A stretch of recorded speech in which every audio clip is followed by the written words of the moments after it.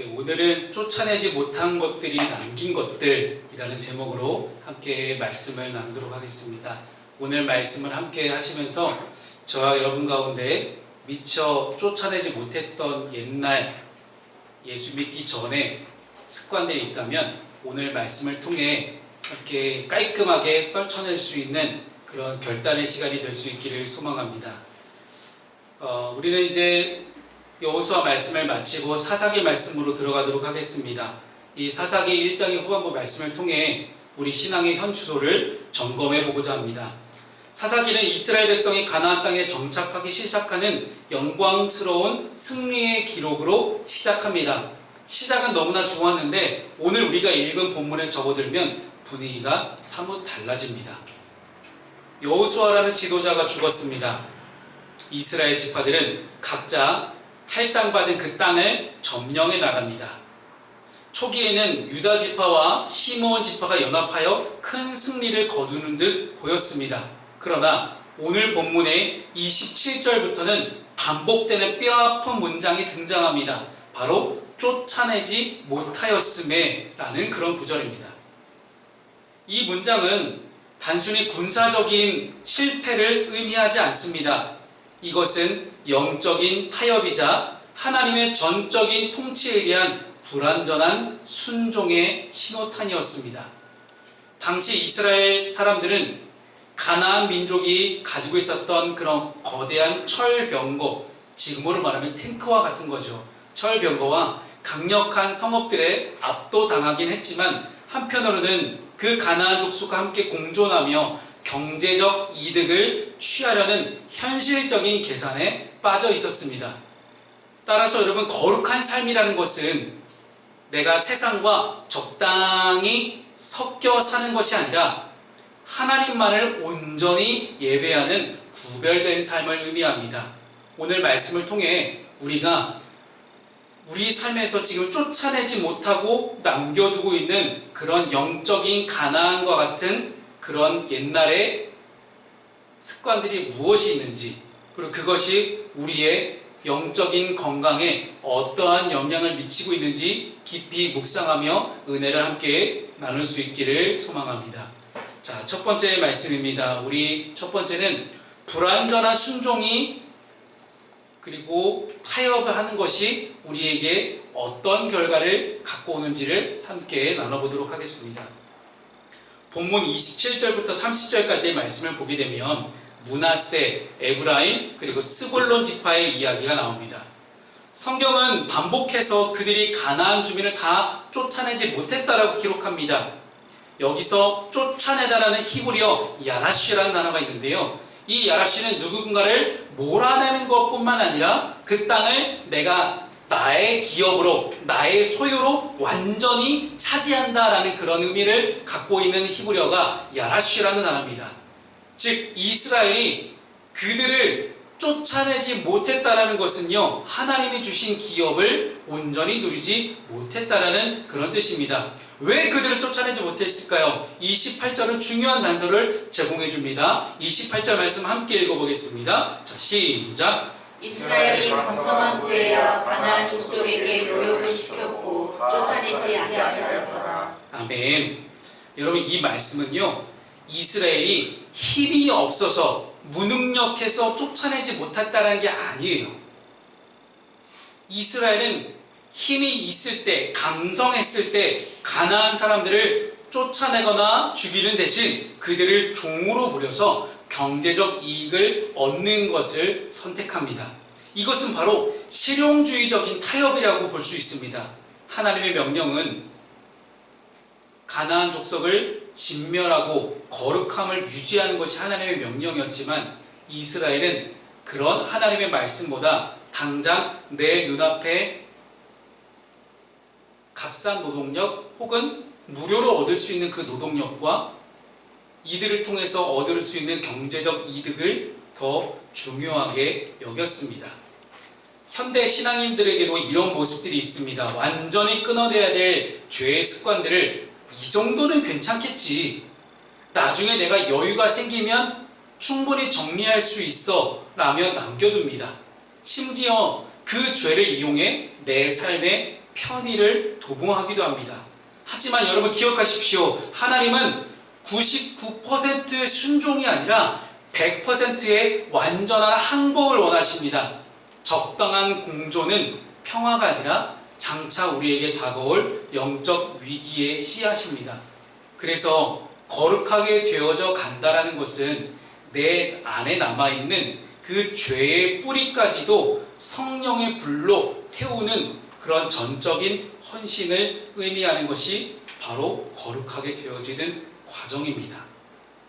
우리가 쉽게 착각하는 것이 있죠. 내가 요 정도 죄는, 요 정도 타협은 내가 충분히 컨트롤할 수 있다라는 착각입니다. 여러분 세상 그 어느 사람도 어느 인간도 죄의 유혹 앞에서 내가 충분히 죄를 다스리고 이길 수 있다라고 생각하는 사람은 아무도 없습니다. 불가능합니다. 오직 그리스도의 보혈만이, 성령의 능력만이 그 죄를 억누르고 이겨낼 수가 있습니다. 그런데 우리는 어떡합니까? 자꾸만 타협합니다. 요 정도는 괜찮겠지. 요 정도는 괜찮겠지. 1986년에 세계를 충격에 빠뜨린 미국의 우주왕복선 챌린저가 공중에서 폭발하는 사건이 일어납니다. 전 세계적으로 생중계되고 있었던 우주왕복선의 출발 장면이었는데 이 우주왕복선 챌린저가 폭발했던 사건의 원인은 엄청나게 거창한 기계 결함이 아니었습니다. 그 수많은 기계들 사이에 들어가는 오링이라는 것이 있습니다.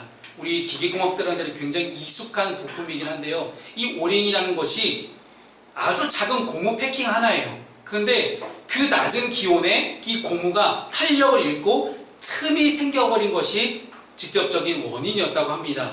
엔지니어들은 애초에 낮은 온도 때문에 이 오링이 분명히 헐거워질 것이라는 그런 분명한 경고를 남겼지만 나사, 미 항공우주국 운영진들은 애초에 결정되는 이 발사 일정과 예산의 문제를 가지고 실용적인 이유로 그 작은 결함을 묵인하고 예정된 발사를 강행시켜버렸습니다.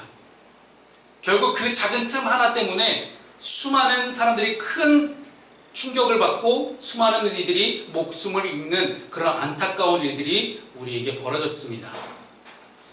이스라엘 사람들도 경제적 이득을 위해 가나안 주민을 노역자로 남겨둔 이 결정은 당시에는 효율적인 오링처럼 보였을지도 모릅니다. 하지만 그 작은 타협이 결국 이스라엘 전체의 영적인 폭발과 멸망을 가져왔습니다.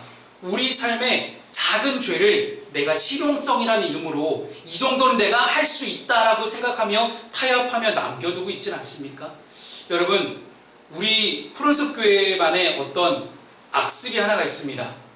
11시 예배 시간을 못 지킨다는 거. 11시가 됐는데도 오늘도 한 명도 없었어요. 그래서 요한이가 그냥 우리 둘이 시작하자. 요한이도 교인이잖아요. 그래서 우리 둘이 악기 연주하다가도 우리 둘이라도 이렇게 예배를 시작하자. 왜? 하나님과 약속이니까 11시에 시작하자. 근데 아무도 안 계시더라고요. 어찌 보면 그 첫 시작은 여러분 한 번이었어요. 한 번. 한 번 11시 예배에 늦기 시작하면 어느 순간 나도 모르게 계속 그렇게 해도 별일 없겠지, 괜찮겠지라는 그런 생각이 우리에게 찾아오기 시작합니다. 그래서 저는 매주 약간 두렵고 떨립니다. 새신자 오면 어떡하지? 솔직한 제 마음이에요. 새신자가 왔어요. 그런데 우리 교인이 아무도 없어요. 과연 이 새신자는 우리 교회에 적응할 수 있을까? 새 가족이 왔을 때 오히려 더 여긴 뭐지? 이상한 데 아닌가? 라고 불안하고 두려워하지 않을까라는 그런 저만의 노파심이 있습니다. 여러분, 한 번은 누구나 할 수 있습니다. 그런데 이것이 도미노 현상처럼 어느 순간 우리의 삶을 자꾸만 넘어뜨리게 만드는 그런 작은 타협이 될 수도 있다는 것입니다. 그래서 그 작은 타협을 놓치지 않기 위해서 우리는 항상 최선을 다할 수 있어야 됩니다. 제가 우리 요한이를 정말 가장 높게 평가하는 것 중에 하나가 그거예요. 단 한 번도 늦어본 적이 없어요, 예배에. 어쩜 이럴 수가 있죠? 그 10년 동안을 제가 이제 베이스 기타를 가르치고 베이스타를 연주하면서 단 한 번도 11시 예배 늦어본 적이 없는 거예요. 참 귀하고 저는 이 친구의 가능성을 여기서 봅니다. 다른 많은 부족한 조건들이 있다 할지라도 이런 성실성 하나만큼은 정말 그 누구보다도 저는 최고라고 자부할 수 있습니다. 이거는 우리 요한이도 자부심을 가질 수 있어야 돼요. 그리고 이것을 무기로 내가 어떻게 나만의 사명을 발견할 수 있을까를 우리 요한이가 좀 고민했으면 좋겠어요. 그렇게 기도했으면 좋겠어요. 시작점이 거기였으면 좋겠다는 말입니다. 그래서 삶의 적용 질문을 드려봅니다. 주님보다 내 편의를 위해서 남겨두고 있는 나만의 안 좋은 습관은 무엇이 있을까요? 여러분 자신이 더 잘 아실 거라 생각합니다.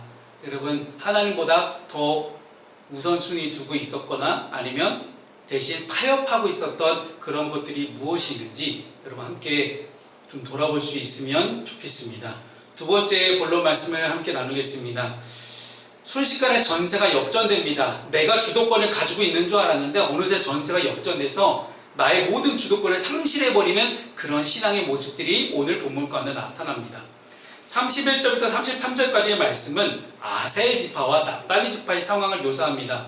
여기서는 문장의 구조가 미묘하게 바뀌게 되는데 2절의 지파들은 가나안 사람이 이스라엘 가운데 거주했다라고 기록된 반면에 아셀 지파에 대해서는 이렇게 얘기합니다. 32절 말씀을 함께 우리 읽어볼까요? 다 같이 시작! 아셀 자손이 그 땅 주민 가나안 족속 가운데 거주하였으니 이는 그들을 쫓아내지 못함이었더라. 아멘. 분명히 다른 특징이 있죠. 주어와 목적어가 바뀌었습니다. 이전에는 원래 가나안 족속들이 이스라엘 땅 안에 함께 살고 있는 건데 오늘은 그래요. 아셀 자손이 그 땅 주민 가나안 족속 가운데 거주하였다. 처음에는 이스라엘이 주도권을 잡고 가나안 사람들을 용인해 준 것처럼 보였지만 시간이 지나자 이제는 이스라엘이 가나안 사람들 사이에 끼어 사는 그런 형국이 되어버렸습니다. 이것은 영적 주도권의 상실을 의미합니다. 여러분 신앙의 타협은 처음에는 내가 조절할 수 있다고 착각해요. 이 정도 타협해도 나는 괜찮을 거다. 이 정도 타협은 내가 충분히 컨트롤할 수 있어라고 생각합니다. 내가 필요할 때만 세상을 이용하고 내 신앙은 내가 잘 알아서 지켜나가면 되지 라고 생각합니다. 그러나 여러분 죄라는 것은요 엄청난 생명력이 있습니다. 이 죄라는 것은 엄청난 파급력이 있습니다. 이 죄라는 것은 진짜 내가 상상할 수 없을 만큼 엄청나게 빠른 속도로 번식합니다. 우리가 죄에게 작은 틈을 주게 되면 그 죄는 곧 거대한 성벽이 되어서 우리를 포위하기 시작합니다.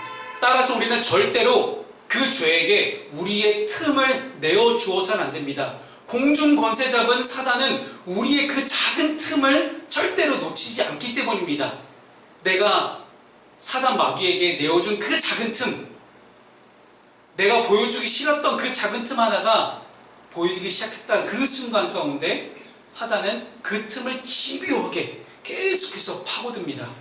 여러분 헬라어에서 세상을 의미하는 단어가 있습니다. 여러분 잘 아시는 단어예요. 코스모스라는 단어입니다. 코스모스가 헬라어거든요. 근데 이게 세상을 의미하는 단어예요.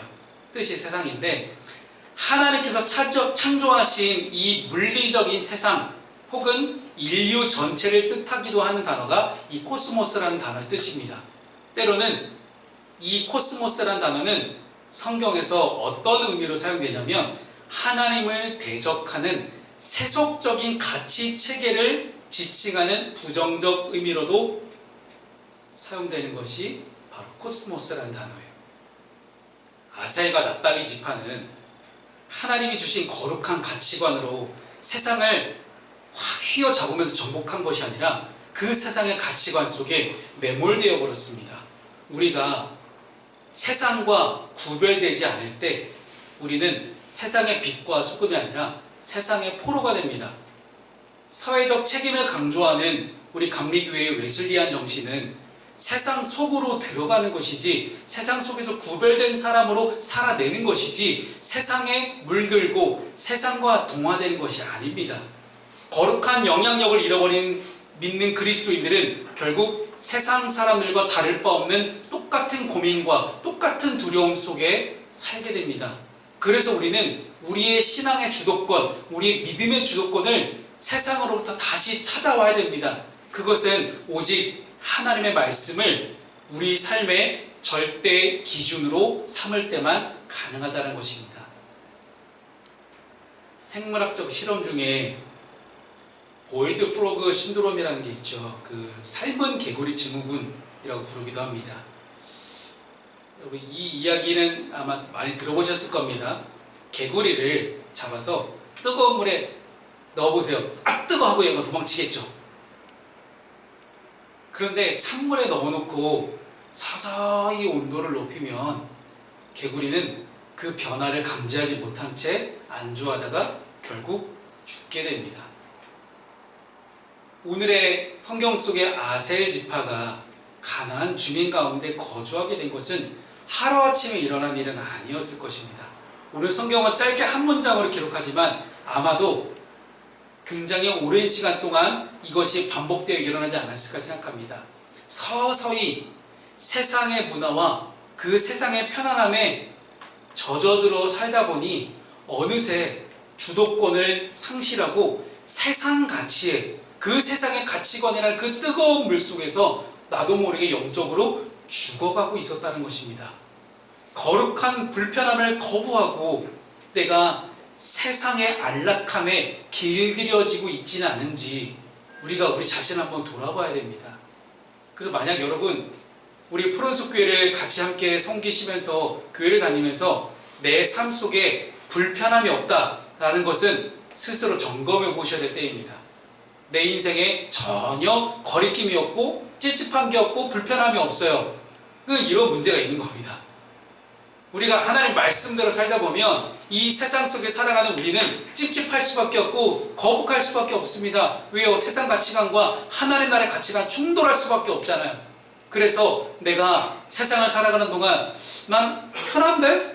나 아무 걱정 없는데? 라고 생각하시다 보면 내가 과연 믿음 있는 사람인가? 라고 여러분 스스로를 돌아봐야 됩니다. 삶의 적용 질문을 드려봅니다. 나는 지금 세상의 가치관에 끌려가고 있습니까? 아니면 세상의 가치관을 내가 주도권을 잡고 정복하고 이기고 있습니까? 세상은 여전히 우리에게 분명한 가치관들을 제시해 줍니다. 더 높아지려고 하고 더 많이 소유하고 더 많이 가지라고 합니다. 그러나 하나님은 말씀합니다. 더 낮아지라고 하고 더 섬기라고 하고 더 많이 베풀고 나누라고 합니다. 여러분, 어느 가치관에 여러분들을 던지시겠습니까? 그 세상의 가치관이 철저하게 잘못되었다는 것을 분명 우리가 믿음으로 선포하며 하나님 나라의 가치관대로 멋지게 살아가며 하나님 주시는 놀라운 승리를 만끽할 수 있는 저 여러분 될 수 있기를 소망합니다. 여러분, 세 번째 말씀입니다. 이렇게 주도권이 이제 쓱 넘어갔잖아요. 근데 더 심한 경우 하나 나오게 됩니다. 압박받는 그런 엄청난 신앙의 장면들이 나오게 되고 급기야 쫓겨나는 그런 신앙인의 모습까지도 나오게 됩니다. 자, 마지막 34절부터 36절까지는 반집할 비극적인 상황을 보여주는데 아모리 족속이 단 자손을 산지로 몰아넣고 골짜기에 내려오기를 용납하지 아니했다라고 성경 오늘 우리에게 기록합니다. 여러분, 상황이 완전히 역전됩니다. 처음에는 어땠어요? 오늘 본문의 1번 말씀에서는 이스라엘이 차지한 땅에서 가나안 족속들이 한번 살려주세요 했더니 그래? 우리가 니네를 노예로 삼아줄게. 야, 얘네를 노예로 부리면 우리 경제적 이득이 크겠다. 경제적 타협을 했어요. 두 번째는 내가 저 가나안 원주민들 사이에 간신히 끼어서 살게 되는 영적인 주도권을 잃어버리는 장면이었다면, 세 번째는 급기야 내가 차지했던 땅에서 다시 쫓겨나는 일이 발생하기 시작했다는 거예요. 하나님의 약속을 받은 백성이 도리어 이방 민족들에 대해서 산구석으로 쫓겨나 고립되는 그런 일이 발생하게 됩니다. 하나님께서 주신 적과 꿀이 흐르는 이 평야지대를 차지하지 못하고 척박한 산지로 밀려나게 됐다는 거예요. 여러분, 이것이 바로 타협의 최종적인 결과입니다. 여러분, 오늘 말씀 본문의 첫 부분, 중간 부분, 마지막 부분까지 쭉 보시게 되면 마치 도미노 현상 같아요. 별거 아닌 것 같았는데 타협했는데 그게 지금 같이 섞여 살게 되고 빌부터 살게 되다가 급기야 쫓겨나게 되는 그런 일까지 발생하게 됩니다. 처음에는 쫓아내지 않은 것이었어요. 그런데 결국에는 쫓겨나는 것으로 끝이 나는 이야기가 오늘 본문의 이야기입니다.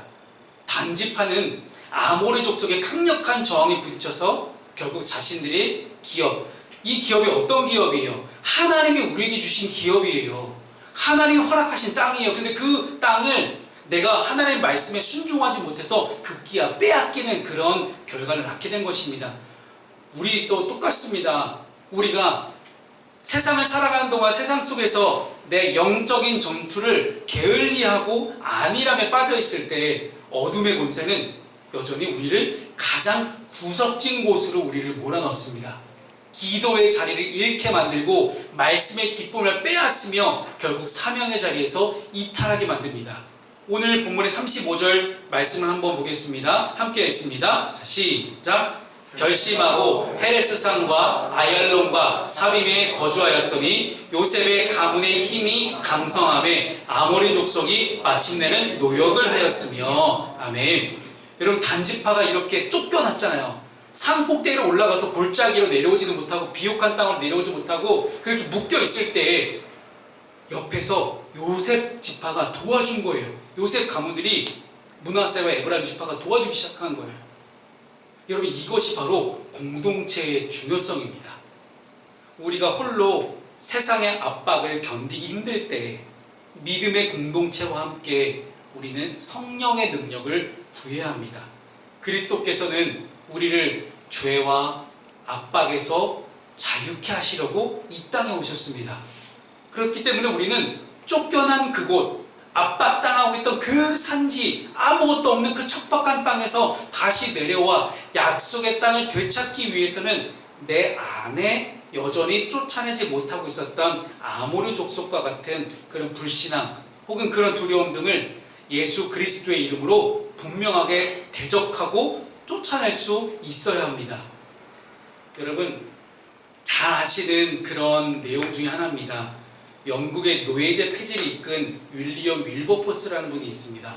굉장히 유명한 분인데요. 윌버포스는 당시 영국 귀족들의 엄청난 반대에 부딪혔습니다.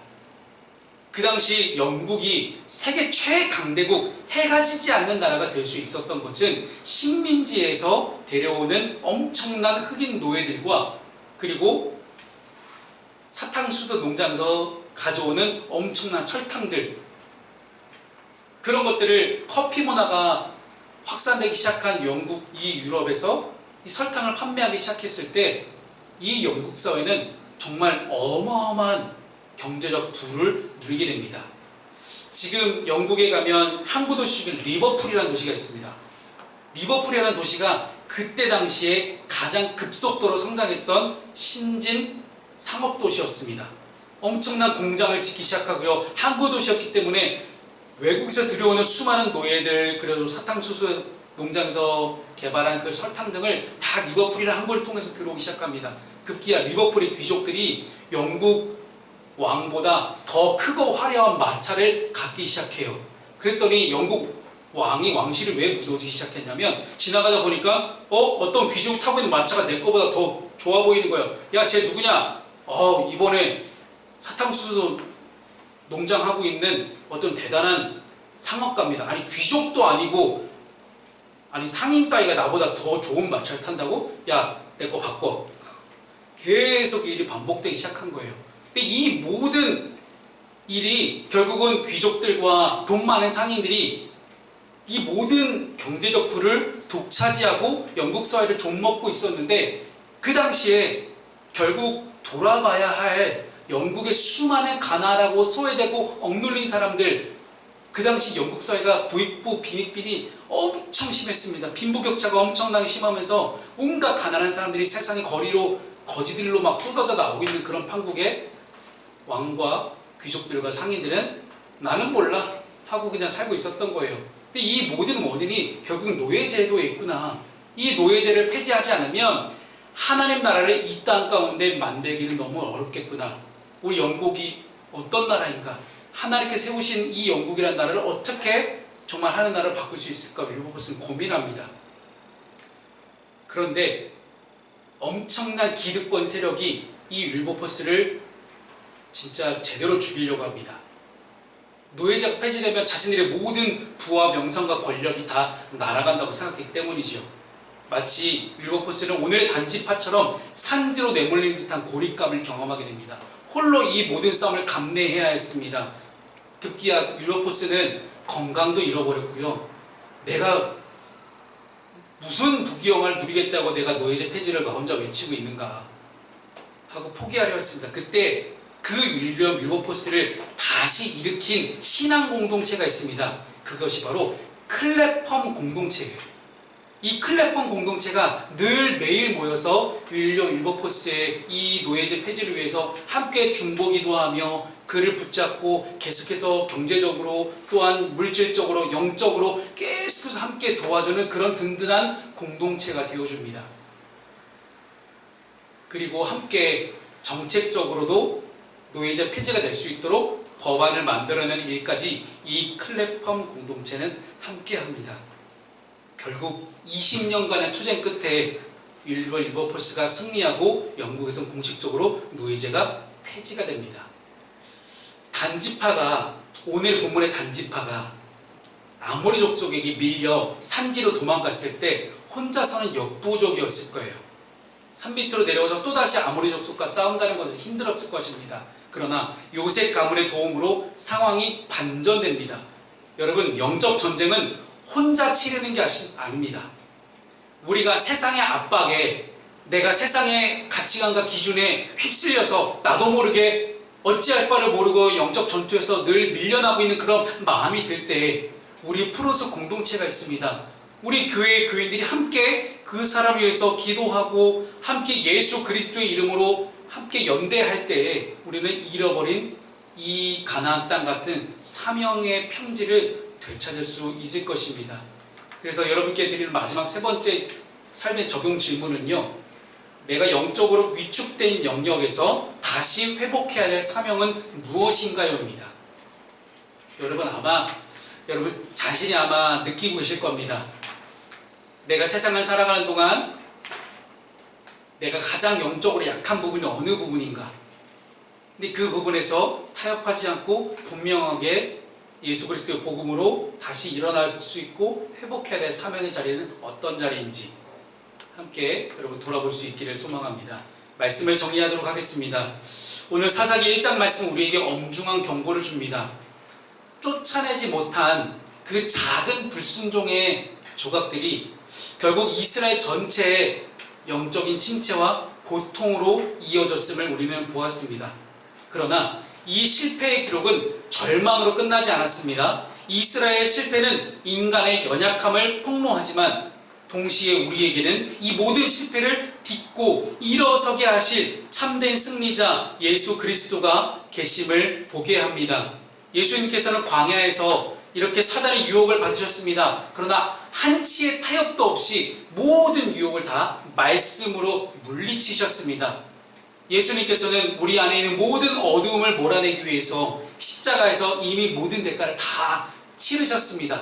우리는 그걸 믿기만 하면 됩니다. 이미 예수님께서 다 지불하셨고 다 이루셨고 다 해결하셨기 때문에 우리는 그것을 믿기만 하면 됩니다. 내가 더 이상 뭔가를 대가를 치르기 위해 노력하지 않아도 됩니다.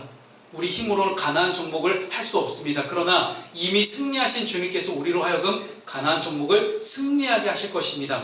그렇기 때문에 내 안에 내가 해야 될 것은 딱 한 가지밖에 없습니다. 적당하게 타협하고 남겨두지 않는 것. 오늘 그거 하나면 충분합니다.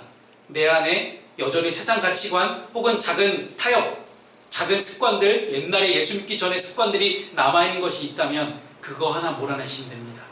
오늘 말씀은 그걸로 족합니다.